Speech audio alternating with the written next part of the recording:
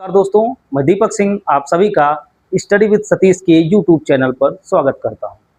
जैसा कि हम लोग क्लास 9 के चैप्टर फर्स्ट कोशिका के बारे में पढ़ रहे हैं, जिसमें का टॉपिक है कि सजीव कैसे बने होते हैं। उसके बाद हमने उसमें कोशिका के बारे में पढ़ा और अब हम जो पढ़ रहे हैं वो किसके बारे में पढ़ रहे हैं हम लोग कोशिका के अंग, यानी कोशिका के जो अंगक होते, जो कोशिका के अंदर अंगक पाए जाते हैं, तो जो सेल ऑर्गेनल्स होते हैं उनके बारे में पढ़ रहे हैं। तो सेल ऑर्गेनल्स में अभी तक हमने क्या क्या चीज़ें पढ़ी हैं। तो पहले तो हमने सेल वॉल पढ़ ली है, दूसरी हमने सेल मेम्ब्रेन प्लाज्मा झिल्ली के बारे में पढ़ लिया है, और तीसरा जो हमने अभी प्रीवियस क्लास में पढ़ा था वो हमने पढ़ा था न्यूक्लियस के बारे में। ये तीन हमने ऑर्गेनल्स के बारे में पढ़ चुके हैं। आज जो हमारा ऑर्गेनल्स है वह है अंतर्द्रव्य जालिका, अंतःप्रद्रव्य जालिका, एंडोप्लाज्मिक रेटिकुलम के बारे में पढ़ेंगे आज हम लोग। तो पहले तो हम देखेंगे कि अंतःप्रद्रव्य जालिका होती क्या है, किसने इसकी खोज की, क्या इसके कार्य है, सब एक स्टेप वाइज चलेंगे। तो पहले तो बात कर लें अंतःप्रद्रव्य जालिका होती क्या है। तो अंतःप्रद्रव्य जालिका की बात अगर करें तो सीधे कह सकते हैं कि दोहरी झिल्ली से बनी ये डबल मेम्ब्रेन होती है। डबल मेम्ब्रेन से बनी जो सेल होता है, मैंने आपको सेल पढ़ाया है, सेल के स्ट्रक्चर के बारे में बताया है।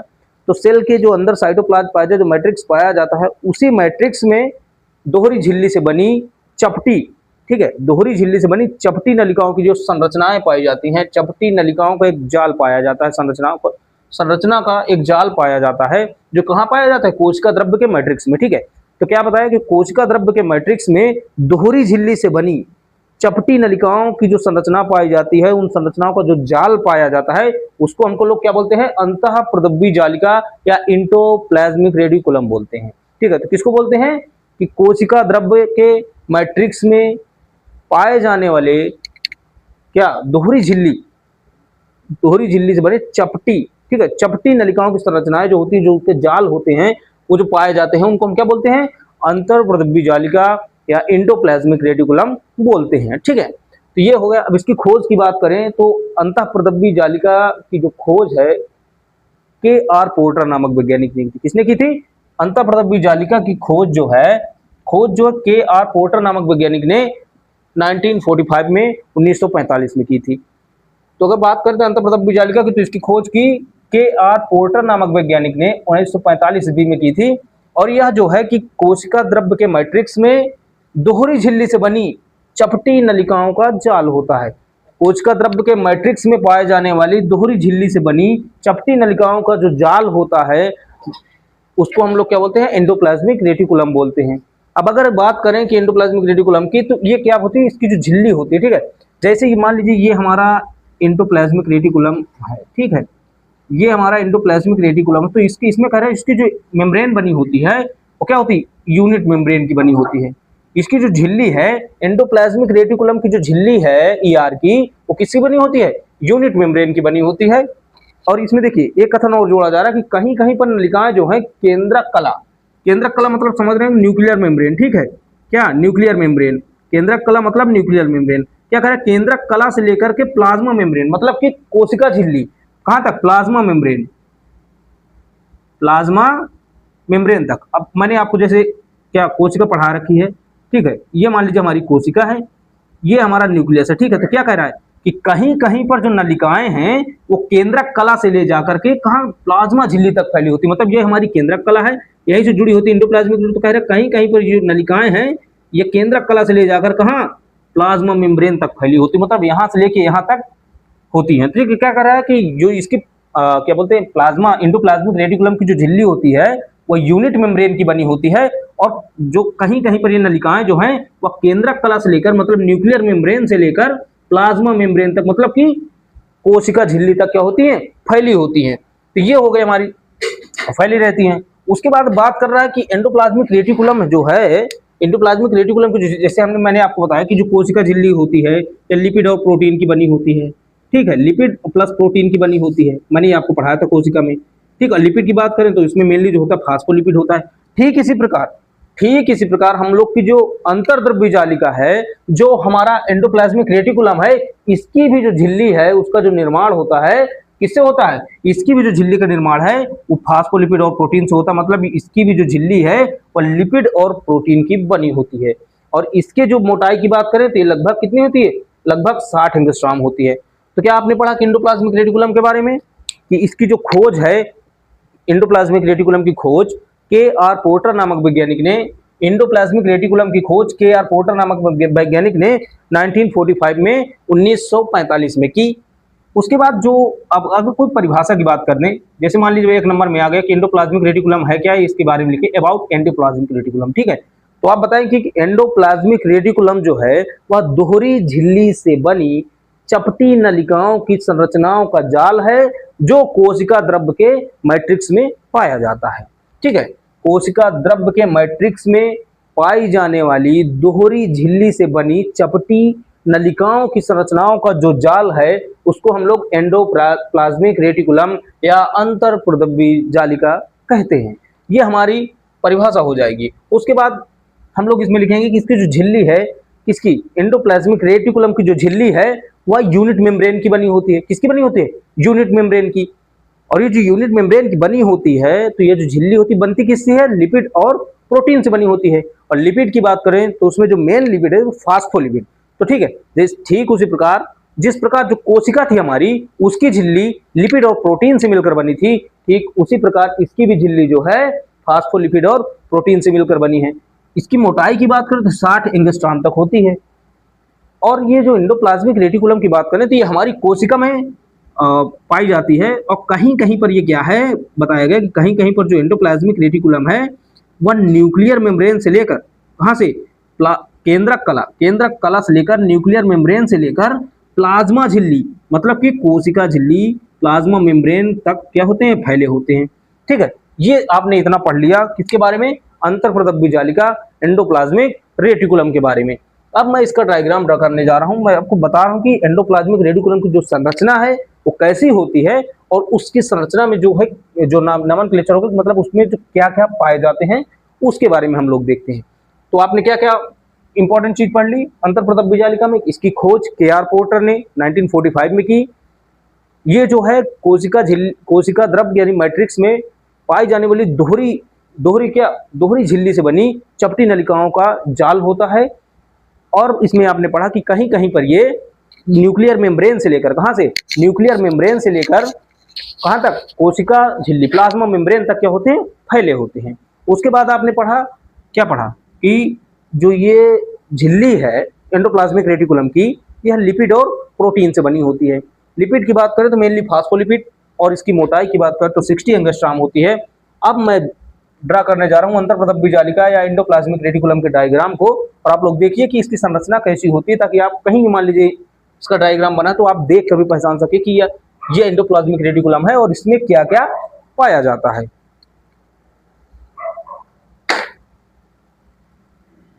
तो मैं इसको मिटा रहा हूं, थोड़ा ध्यान दीजिएगा।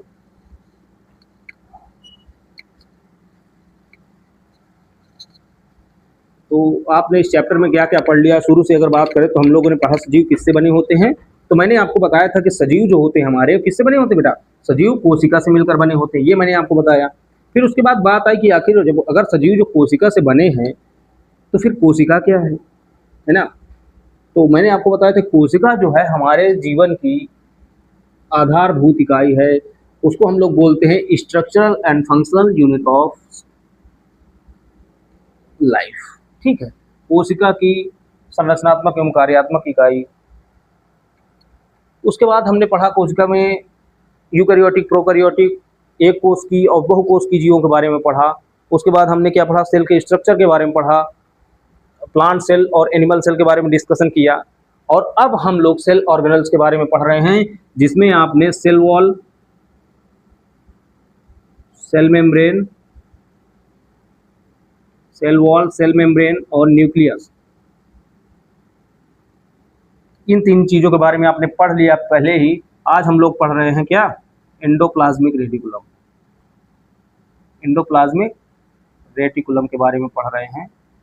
तो अब मैं डायग्राम बनाने जा रहा हूं किसका? एंडोप्लाज्मिक रेटिकुलम का।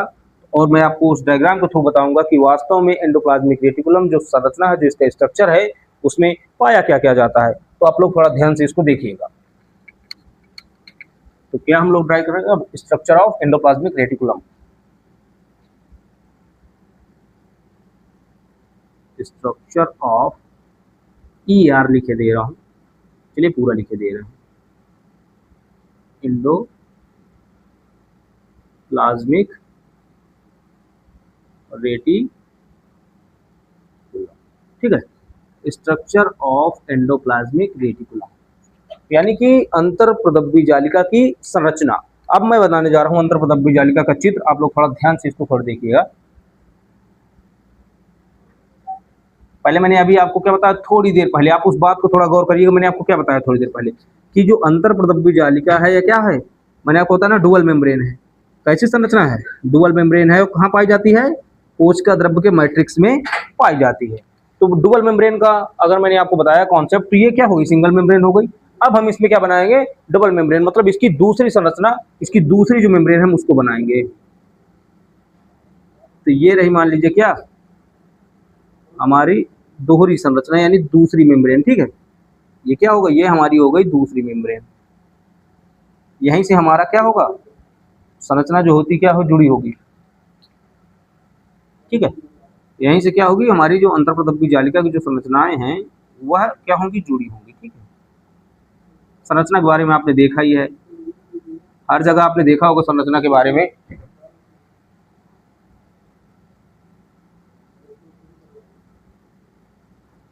ठीक है, ये यही नलिकाएं हैं जो, इन्हीं नलिकाओं का जाल है जो मैट्रिक्स में पाया जाता है और जिनको हम लोग क्या बोलते हैं, अंतर्प्रदब्बी जालिका कहते हैं। कुछ इनकी सतहों पर क्या होते हैं, राइबोसोम्स चिपके हुए होते हैं, उनको हम लोग बोलते हैं खुरदुरी अंतर्प्रदब्बी जालिका। ये है, जैसे मान लीजिए चित्र है हमारा किसका, अंतर्प्रदब्बी जालिका का। ये हमारा क्या है, ये चित्र है हमारा अंतर्प्रदब्बी जालिका का, ठीक है, अंतर्प्रदब्बी जालिका का। इसमें जो होते क्या होते हैं, न्यूक्लियर पोर्स पाए जाते हैं, ठीक है।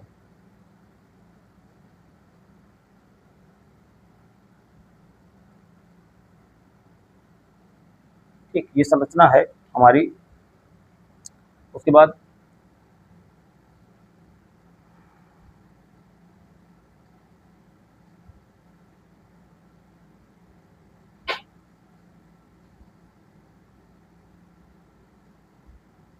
ठीक है, अब अगर बात करें, देखिए सतह इसमें कहाँ है, अब सतह की बात करें तो ये यहाँ पे जुड़ा, ये और ये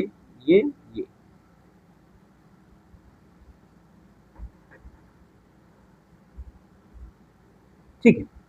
क्या बता रहा है कि कुछ एंडोप्लाज्मिक रेटिकुलम ऐसे होते हैं जिनकी सतह पर, कहाँ पर, जिनकी सतह पर क्या पाए जाते हैं, राइबोसोम्स पाए जाते हैं। तो ये हमारी मान लीजिए ये सतह है, तो यहाँ पर क्या पाए जा रहे हैं, यहाँ पर क्या है, राइबोसोम्स पाए जा रहे हैं, ठीक है। आप लोग ये बात ध्यान दीजिएगा थोड़ा, ये को राइबोसोम्स पाए जाते हैं। यही क्या करते हैं, यही हमको बताते हैं कि जो हमारी एंडोप्लाज्मिक रेटिकुलम है वो कितने टाइप्स की होती है। जो हमारी एंडोप्लाज्मिक रेटिकुलम्स होती है वो दो प्रकार की होती है, ठीक है। ये हमको कहाँ से पता चलता है, ये हमको इसी से पता चलता है कि हमारी जो एंडोप्लाज्मिक रेटिकुलम है वह दो प्रकार की होती है, ठीक है। ये देखिए, ये हमारा क्या हो गया, एंडोप्लाज्मिक रेटिकुलम का क्या हो गया, इमेज हो गई। अब अगर बात करें कि इसमें कौन सी संरचना क्या है, तो उसके बारे में अगर बात करें तो ये हमारा, तो सबसे पहले क्या हो जाएगी, ये हमारा स्मूथ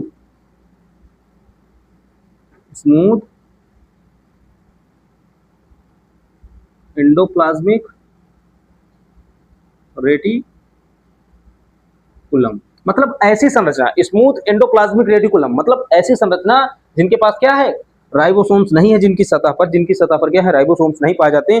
मतलब कह सकते हो कि ठंडी के समय में ऐसा गरीब आदमी जिसके पास जैकेट नहीं है वो क्या है, स्मूथ एंडोप्लाज्मिक रेटिकुलम है।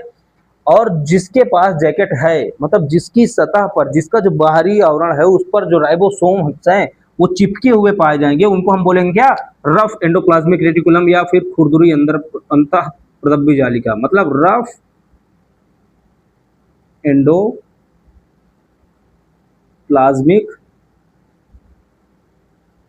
रेटिकुलम, ठीक है। अगर देखिए इसका जो मेन डिफरेंस है दोनों का, आपसे अगर कोई पूछे कि अंतर्प्रदब्बी जालिका या एंडोप्लाज्मिक रेटिकुलम कितने प्रकार की होती है, तो आप बताएंगे दो प्रकार की होती हैं। पहली जो है हमारी स्मूथ एंडोप्लाज्मिक रेटिकुलम होती है और दूसरी क्या होती है, रफ एंडोप्लाज्मिक रेटिकुलम। तो अगर आपसे कोई पूछ ले कि इन दोनों में अंतर क्या है, तो बेसिक अंतर आप बता सकते हैं कि स्मूथ एंडोप्लाज्मिक, देखो नाम से ही है, स्मूथ मतलब चिकनी, चिकनी सतह, मतलब जिसकी सतह पर कुछ नहीं पाया जाता है, मतलब जिसकी सतह पर राइबोसोम्स नहीं पाए जाते उनको स्मूथ एंडोप्लाज्मिक रेटिकुलम कहते हैं। और जिनकी सतह पर राइबोसोम्स पाए जाते हैं उसको क्या बोलते हैं हम लोग, रफ एंडोप्लाज्मिक रेटिकुलम तो आप लोग अंतर में बोल सकते हैं कि स्मूथ एंडोप्लाज्मिक रेटिकुलम यानी जो चिकनी अंतर्प्रदब्य जालिका है उसमें क्या राइबोसोम्स नहीं पाए जाते हैं उसकी सतह पर, लेकिन खुरदुरी अंतर्प्रदब्य जालिका यानी कि रफ एंडोप्लाज्मिक रेटिकुलम की सतह पर जो क्या होते हैं राइबोसोम्स पाए जाते हैं, जो क्या राइबोसोम्स का कार्य क्या है आपको पता ही, प्रोटीन संश्लेषण का कार्य करते हैं। उसके बाद हम इसमें देखते हैं क्या न्यूक्लियर इन्वेलप है, ठीक है, न्यूक्लियर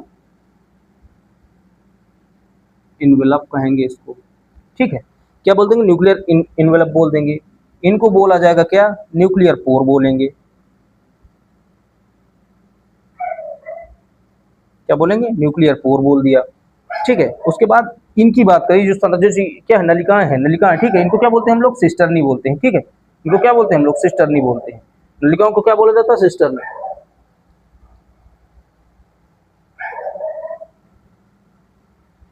ये अब इसके बारे में अगर बात करें तो ये जो स्पेस है हमारा, ठीक है, क्या है, स्पेस है हमारा, ये स्पेस है, इसको बोलते हैं हम लोग क्या, सिस्टर्नल स्पेस। और ये जो यही नलिकाएं हैं इनको क्या बोलते हैं हम लोग, सिस्टर्नी बोलते हैं। इस स्पेस को बोलते हैं सिस्टर्नल स्पेस, और जो ये नलिकाएं हैं इनको क्या बोलते हैं हम लोग, सिस्टर्नी बोलते हैं।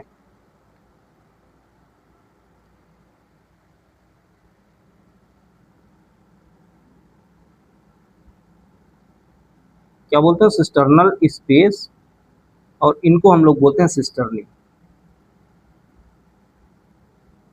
ठीक है। क्या बोलते हैं इसको हम लोग, सिस्टर्नी बोलते हैं, ठीक। ये रही हमारी क्या, एंडोप्लाज्मिक रेटिकुलम की संरचना जो है, स्ट्रक्चर ऑफ एंडोप्लाज्मिक रेटिकुलम। और आप लोग स्ट्रक्चर में देख पा रहे होंगे, स्ट्रक्चर से आपको सीधे समझ में आ रही है हमारा न्यूक्लियर पोर हो गया, न्यूक्लियर इन्वेलप हो गया। इन्वेलप में से बोल सकते हैं आपकी संरचना है जिसके अंदर ये सारी चीजें पाई जाती हैं। और ये रहा आपका एंडोप्लाज्मिक रेटिकुलम का चित्र, जो आपको कोशिका में, ठीक है, मैंने आपको किसमें, सेल में बताया है। आप देखे होंगे कि सेल में, देखिए मैंने आपको कैसे बताया था, ये रहा था हमारा न्यूक्लियस, न्यूक्लियस से जुड़ी एक ऐसी संरचना पाई जा रही थी, ठीक है। कैसी संरचना, ऐसे ऐसे ऐसे नलिकाएं, जो नलिकाओं का जाल पाया जा रहा था, ये वही है, ठीक है।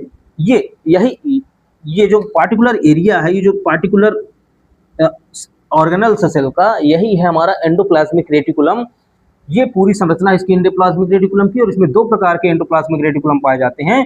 पहला तो हमारा स्मूथ पाया जाता है और दूसरा हमारा रफ एंडोप्लाज्मिक रेटिकुलम पाया जाता है। और इसमें दो प्रकार की संरचनाएं पाई जाती है, तो सिस्टर्नल स्पेस पाया जाता है और सिस्टर्नी। इसका जो मेन है इस सिस्टर्नी ही है, ये जो नलिकाएं हैं। और एक बार ये न्यूक्लियर पोर भी पाया जाता है, जिससे क्या होता है, न्यूक्लियर पोर मैंने आपको पहले भी बताया, जैसे न्यूक्लियस में मैंने आपको बताया था, इसमें जो पोर्स होते हैं क्या करते हैं कि पदार्थों के आवागमन में या फिर क्या उसके आवागमन में क्या करते हैं, हेल्प करते हैं, मतलब कि इसको बाहरी वातावरण से जोड़ते हैं। जैसे इसके अंदर क्या पाया जाता है, हमारा न्यूक्लियोप्लाज्म पाया जाता है इसके, और इसके अंदर साइटोप्लाज्म पाया जाता है। तो आवश्यक पदार्थों के आवागमन के लिए भी किसी चीज की जरूरत पड़ेगी, तो वही हमारा न्यूक्लियर पोर होता है। वही इसी पोर्स के माध्यम से क्या होता है, चीजें जो क्या अभिगमित होती हैं, एक स्थान से दूसरे स्थान तक जाती हैं। तो ये रहा हमारा एंडोप्लाज्मिक रेटिकुलम का स्ट्रक्चर, जिसमें मैंने आपको बताया कि इसमें न्यूक्लियर एनवलप, न्यूक्लियस पोर पाए जाते हैं। और जो इसकी जो चिकनी वाली संरचना है, मतलब अगर इसी में हम क्या बोलते हैं, इसकी सतह पर राइबोसोम्स पाए जाते हैं, तो इसको हम लोग क्या बोलते हैं, रफ एंडोप्लाज्मिक रेटिकुलम। लेकिन इसकी सतह पर क्या, इसकी सतह पर क्या बेटा, इसकी सतह पर राइबोसोम्स नहीं पाए जाते हैं, तो इसीलिए हम इनको बोलते हैं क्या, स्मूथ एंडोप्लाज्मिक रेटिकुलम। और जिनकी सतह पर राइबोसोम्स पाए जाते हैं उनको हम लोग बोलते हैं रफ एंडोप्लाज्मिक रेटिकुलम, मतलब खुरदुरी अंतर्द्रव्य जालिका। और स्मूथ को बोलते हैं चिकनी या कणिका रहित, ठीक है, इसको चिकनी भी बोलते हैं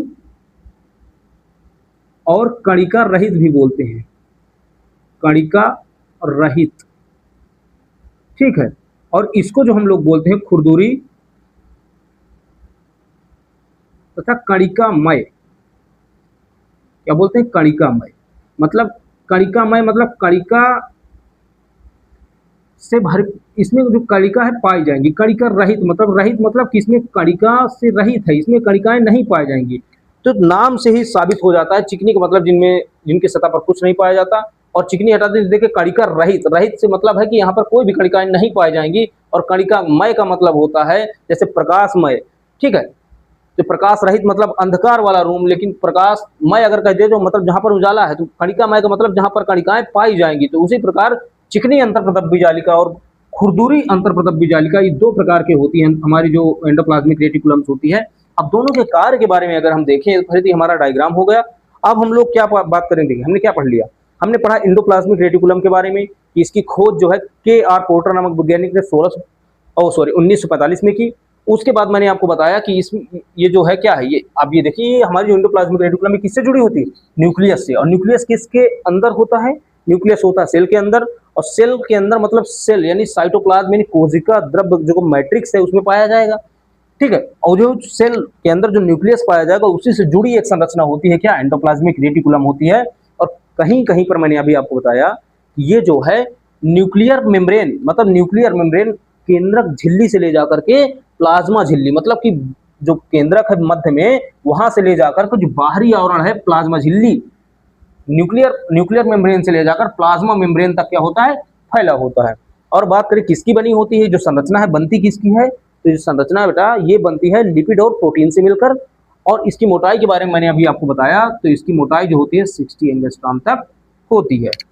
तो मैंने ये रहा आपका क्या एंडोप्लाज्मिक रेटिकुलम का स्ट्रक्चर। अब हम लोग पढ़ेंगे types of endoplasmic reticulum, endoplasmic reticulum के प्रकार के बारे में। और उसके बाद हम लोग पढ़ेंगे ER यानी एंडोप्लाज्मिक रेटिकुलम के कार्य यानी फंक्शन ऑफ एंडोप्लाज्मिक रेटिकुलम के बारे में। तो अभी मैं डायग्राम को रफ करने जा रहा हूँ, उसके बाद मैं आपको बताने जा रहा हूँ कि types of endoplasmic reticulum, endoplasmic reticulum जो है कितने प्रकार के होते हैं।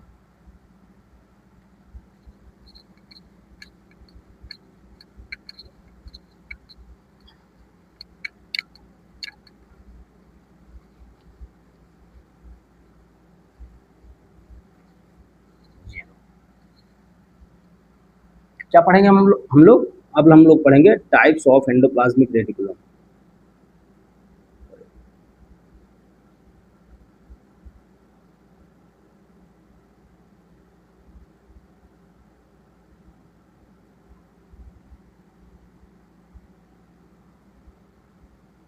Types of endoplasmic reticulum. अब हम लोग क्या पढ़ने जा रहे हैं, टाइप्स ऑफ एंडोप्लाज्मिक रेटिकुलम मतलब एंडोप्लाज्मिक रेटिकुलम के प्रकार। तो पहला जो इसका प्रकार होता है, पहला प्रकार होता है वो होता है क्या, चिकनी या कणिका रहित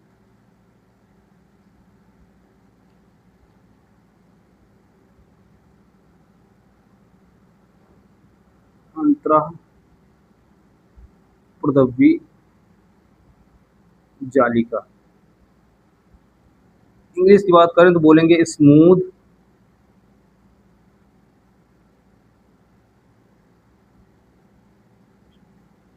एंडोप्लाज्मिक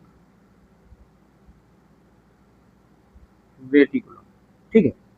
स्मूथ एंडोप्लाज्मिक रेटिकुलम की बात करें, देखिए पहला होता है चिकनी या कणिका रहित अंदर प्रदव्य जालिका यानी स्मूथ एंडोप्लाज्मिक रेटिकुलम। तो ये इसकी संरचना कैसी होती है, मैं आपको बता दूं इसकी जो संरचना होती है ये कैसी पाई जाती है, ठीक है।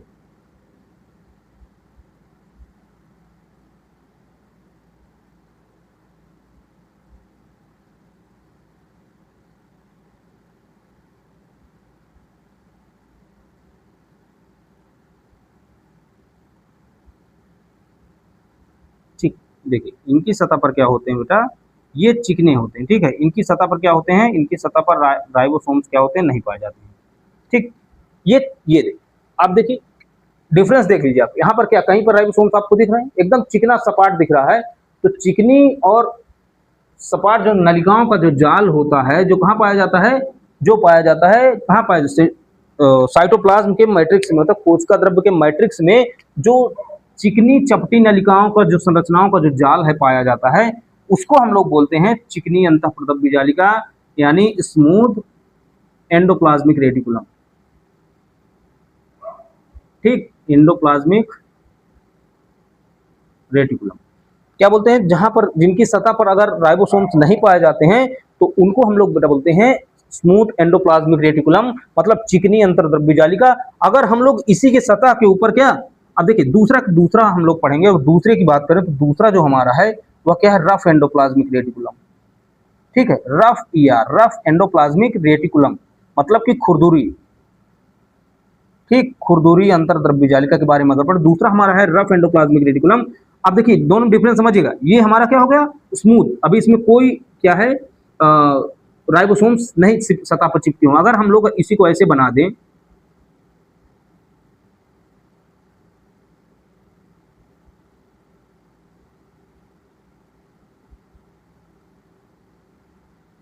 ठीक है। अगर हम लोग इसी को ऐसे बना दें, अभी इसकी सतह पर क्या राइबोसोम्स बना दें, ठीक है, इसकी सतह पर क्या बना दें हम लोग राइबोसोम्स बना दें, ठीक।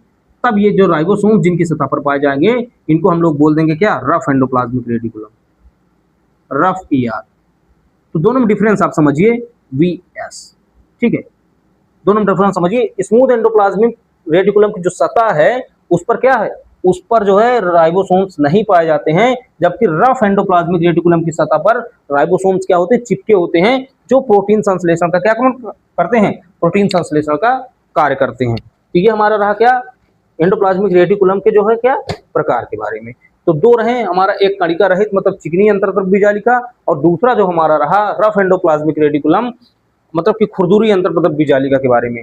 अब हम लोग किसके बारे में बात कर रहे थे, हम लोग चिकनी अंतर्पद बीजालिका के बारे में बात कर रहे थे। तो मैंने अभी आपको बताया कि अब इसके बारे में अगर देखा जाए तो मैं देखिए, ये तो आपका रहा क्या डायग्राम रहा, ठीक है, डायग्राम हो गया। अब अगर बात करें तो देखो टॉपिक की बात करें तो इसकी सतह पर राइबोसोम जो होते हैं एब्सेंट होते हैं, ठीक, राइबोसोम अनुपस्थित,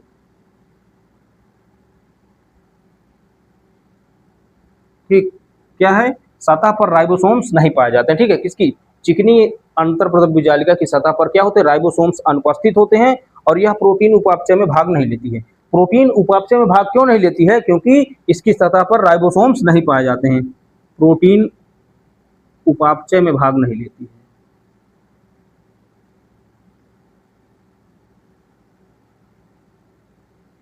भाग नहीं लेती,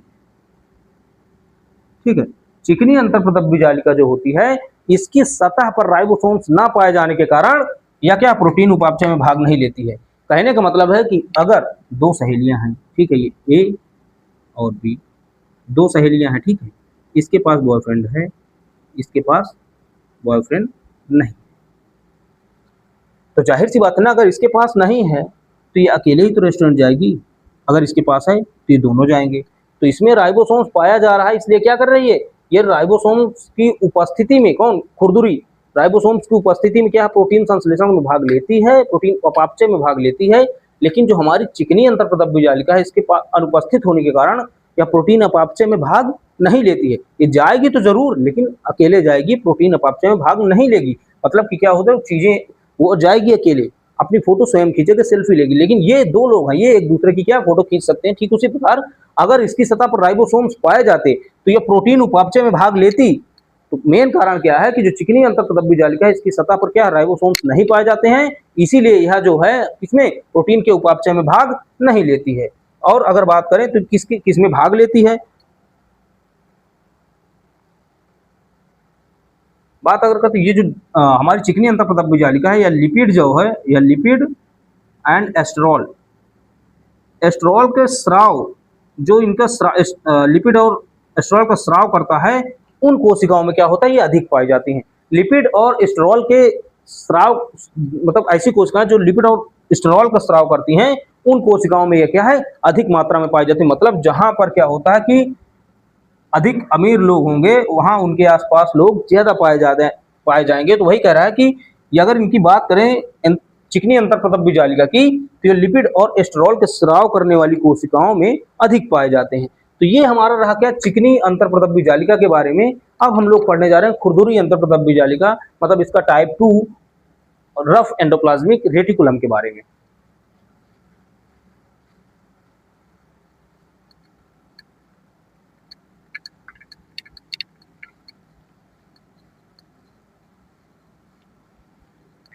सॉरी,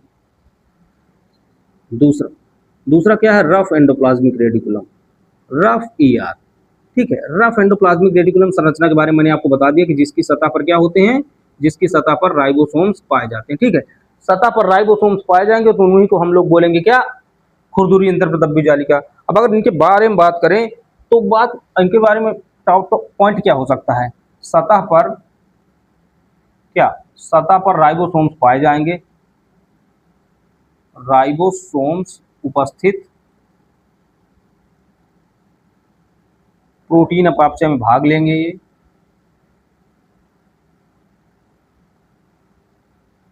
प्रोटीन उपापचय में भाग लेंगे, किसमें, प्रोटीन उपापचय में भाग लेंगे।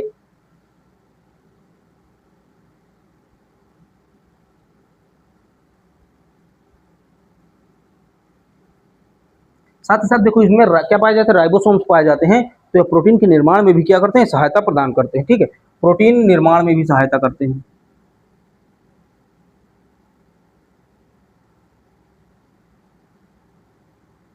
प्रोटीन निर्माण में सहायक होते हैं। ठीक है, हमने अभी चिकनी अंतःप्रदब्धी जालिका के बारे में बात किया कि मतलब उनमें उनकी जो सतह पर राइबोसोम्स नहीं पाए जाते हैं और रफ एंडोप्लाज्मिक रेटिकुलम की सतह पर राइबोसोम्स उपस्थित होते हैं और प्रोटीन उपापचय में ये भाग लेते हैं और प्रोटीन निर्माण में भी क्या होते हैं, ये सहायता करते हैं। ठीक है, और स्ट्रक्चर के बारे में मैंने आपको बताया ही कि जिनकी सतह पर राइबोसोम्स चिपके हुए पाए जाते हैं वह हमारे खुरदुरी अंतःप्रदब्धी जालिका के अंतर्गत आते हैं और जिनमें नहीं पाए जाते हैं वो हमारी स्मूथ यानी चिकनी अंतःप्रदब्धी जालिका में के बारे में के नाम से जाने जाते हैं। तो ये रहा हमारा क्या, टाइप्स ऑफ एंडोप्लाज्मिक रेटिकुलम, जिसमें मैंने आपको बताया कि दो प्रकार के होते हैं। फर्स्ट तो होता है स्मूथ एंडोप्लाज्मिक रेटिकुलम और सेकंड जो होता है वह होता है हमारा क्या, रफ एंडोप्लाज्मिक रेटिकुलम। अब हम लोग बात करेंगे एंडोप्लाज्मिक रेटिकुलम के वर्क के बारे में, means function of endoplasmic reticulum के बारे में। मैंने आपकी नोट्स पहले ही बना ली थी इन सब चीज़ों की, लेकिन चीज़ें हुई क्या कि आपकी डिले इसलिए हुई कि मैंने उसको एक बार नोट्स को जब रिवाइज किया तो मुझे लगा कि अभी इसमें कुछ चीज़ें क्या हैं, अधूरी हैं। तो इसलिए मैं 2 दिन का और टाइम लिया। उसके बाद मैंने डिसाइड किया कि कोशिका के जो सेल ऑर्गेनल्स हैं सारे, उनको मैं एक दिन में एक ऑर्गेनल्स के बारे में पढ़ाऊंगा और एकदम डिस्क्राइब करूंगा एकदम पूरा, कि आपको उससे रिलेटेड कोई सवाल आपका रह ना जाए। इसीलिए मैंने क्या हुआ, फिर से नोट्स बनाई है और फिर से मैंने चीज़ों को प्रॉपर वे पे व्यवस्थित किया है और मैं आपको डेली, उस दिन तो मैंने सोचा था कि 2 दिन में मैं कोशिका के सारे सेल ऑर्गेनल्स के बारे में पढ़ा दूंगा, मगर जब मैंने उस नोट्स को एक बार रिवाइज किया तो मुझे लगा कि इसमें कुछ चीज़ें मिस हो रही हैं। तो जब अपने पास पूरा टाइम है तो हम क्यों ना चीज़ों को बेहतर तरीके से लेके चलें, तो इसलिए फिर से नोट्स बनी है और मैंने ये डिसाइड किया है कि मैं आपको जो सेल ऑर्गेनल्स हैं वो डेली एक सेल ऑर्गेनल्स पढ़ाऊंगा, मीन्स जो इंपॉर्टेंट है, जैसे कि आपका एंडोप्लाज्मिक रेटिकुलम हो गया, माइटोकॉन्ड्रिया और सेल वॉल, प्लाज्मा मेम्ब्रेन और आपका न्यूक्लियस, ये सारी चीज़ें बड़े टॉपिक्स हैं, वो एक दिन में एक टॉपिक होंगे। और जो मतलब छोटे ऑर्गेनल्स हैं जिनके बारे में जानकारियाँ बहुत ज़्यादा इंपॉर्टेंट नहीं हैं, उनको हम अपने हिसाब से एक लेक्चर में देख लेंगे। तो अब हम लोग बात करेंगे कि फंक्शन ऑफ एंडोप्लाज्मिक रेटिकुलम के बारे में। टाइप्स ऑफ एंडोप्लाज्मिक रेटिकुलम हमने पढ़ लिया, अब हम पढ़ेंगे फंक्शन ऑफ एंडोप्लाज्मिक रेटिकुलम। क्या पढ़ेंगे अब हम लोग पढ़ेंगे फंक्शन ऑफ एंडोप्लाज्मिक रेटिकुलम, मतलब एंडोप्लाज्मिक रेटिकुलम के कार्य के बारे में अध्ययन करेंगे। तो पहला कार्य अगर हम इसकी देखें तो यह कोशिका को यांत्रिक आधार प्रदान करता है।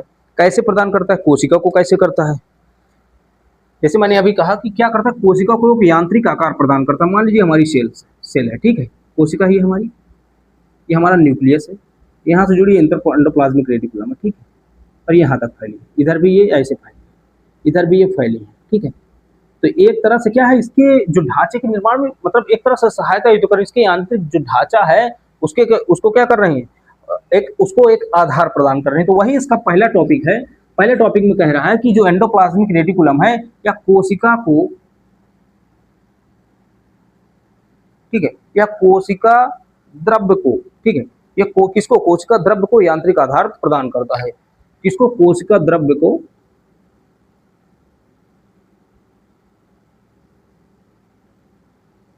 यांत्रिक आधार प्रदान करता है।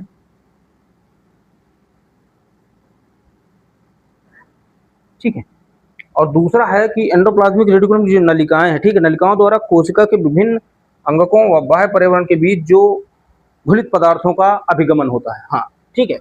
अब देखिए क्या कह रहा है कि जो एंडोप्लाज्मिक रेटिकुलम है और इसमें क्या है कि इसके अंदर जो चीजें पाई जाएंगी और उसके जो बाहर का वातावरण जो मैट्रिक्स में पाया जाएगा, उन दोनों चीजों के बीच में जो क्या होता है कि पदार्थों का अभिगमन होता है, उसके बारे में बता रहा है कि एंडोप्लाज्मिक रेटिकुलम की नलिकाओं द्वारा कोशिका के, ठीक है, इनके द्वारा ER के द्वारा, ठीक, एंडोप्लाज्मिक रेटिकुलम के द्वारा, एंडोप्लाज्मिक रेटिकुलम की, ठीक है, की जो नलिकाएं हैं, मैंने अभी आपको जो बताया, जो सिस्टर्नी होती हैं, जो नलिकाएं होती हैं, नलिकाओं के द्वारा, किसके द्वारा, एंडोप्लाज्मिक रेटिकुलम की नलिकाओं के द्वारा कोशिका के विभिन्न विभिन्न विभिन्न भागों में, ठीक है, कोशिका के विभिन्न अंगकों के द्वारा कोशिका के,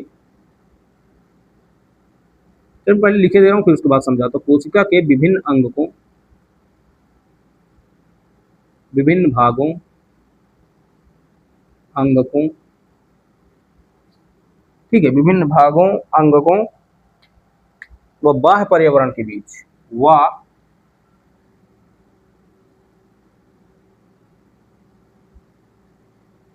बाह्य पर्यावरण के बीच पदार्थों का अभिगमन, ठीक है, पदार्थों का अभिगमन होता है।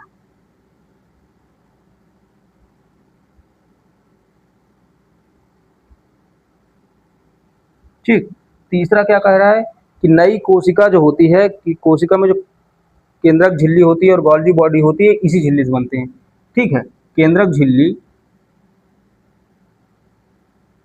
केंद्रक झिल्ली, गोल्जी बॉडी, ईटीसी किसकी, न्यू सेल की, ठीक है, मैं इसे लिख ले रहा हूँ फिर मैं भी आपको समझा रहा हूँ, ठीक है। उसके बाद क्या है, रफ एंडोप्लाज्मिक, वही बात हो गई, रफ एंडोप्लाज्मिक रेटिकुलम की सतह पर क्या होते हैं, राइबोसोम्स प्रेजेंट होते हैं, राइबोसोम्स प्रेजेंट किसमें, रफ वाले पे, ठीक है, रफ RER में, ठीक है, और ये प्रोटीन संश्लेषण का काम करते हैं। और स्मूथ एंडोप्लाज्मिक रेटिकुलम की सतह पर क्या होते हैं, नहीं पाए जाते हैं, जो क्या करते हैं वो ग्लाइकोजन के बारे में होती है। स्मूथ एंडोप्लाज्मिक रेटिकुलम कोलेस्ट्रॉल और लिपिड और कोलेस्ट्रॉल का क्या करते हैं, संश्लेषण करती है। ये क्या करते हैं, प्रोटीन संश्लेषण, ठीक है, प्रोटीन संश्लेषण करती है। लेकिन अगर स्मूथ की बात करें तो स्मूथ वाली जो होती है वह किस चीज का, वो लिपिड और कोलेस्ट्रॉल का, ठीक है, तो किसका, कोलेस्ट्रॉल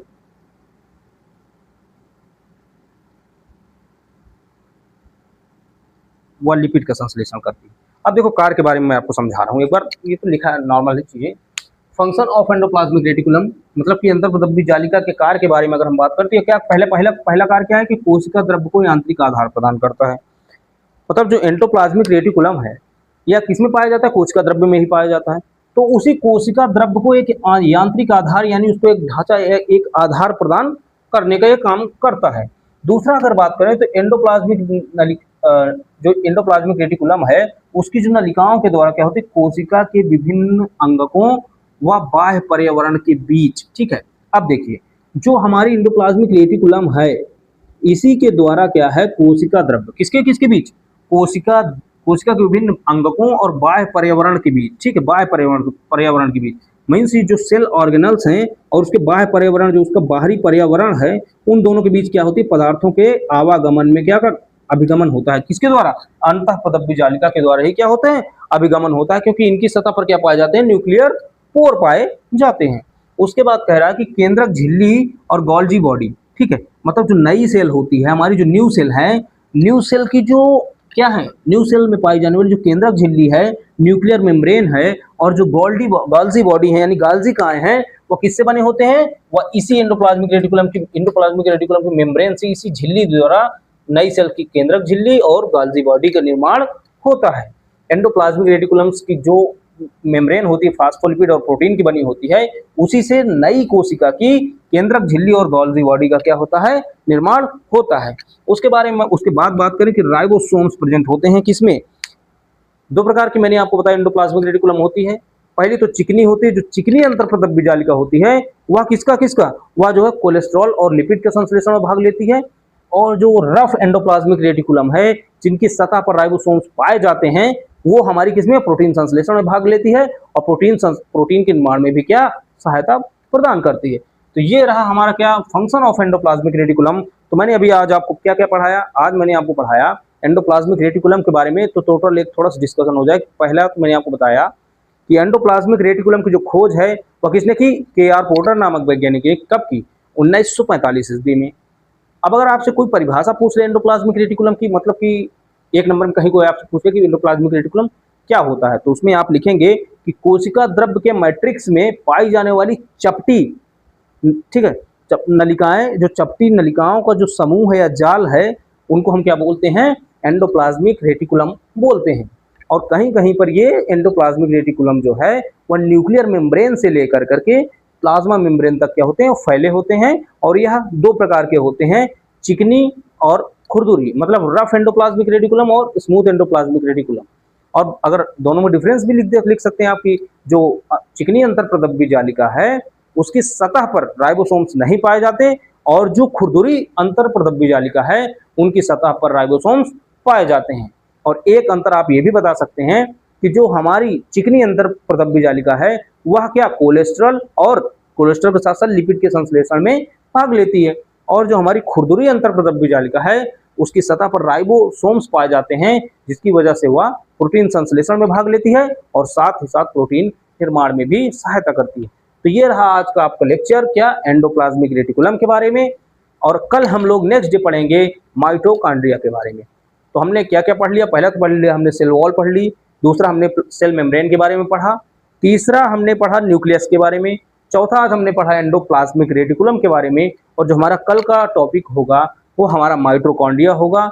उसमें हम लोग पढ़ेंगे माइटोकॉन्ड्रिया के बारे में, उसकी खोज किसने की, कैसे उसका नाम पड़ा, फिर उसका हम स्ट्रक्चर के बारे में पढ़ेंगे, और साथ ही साथ हम लोग माइटोकॉन्ड्रिया के कार्य के बारे में पढ़ेंगे।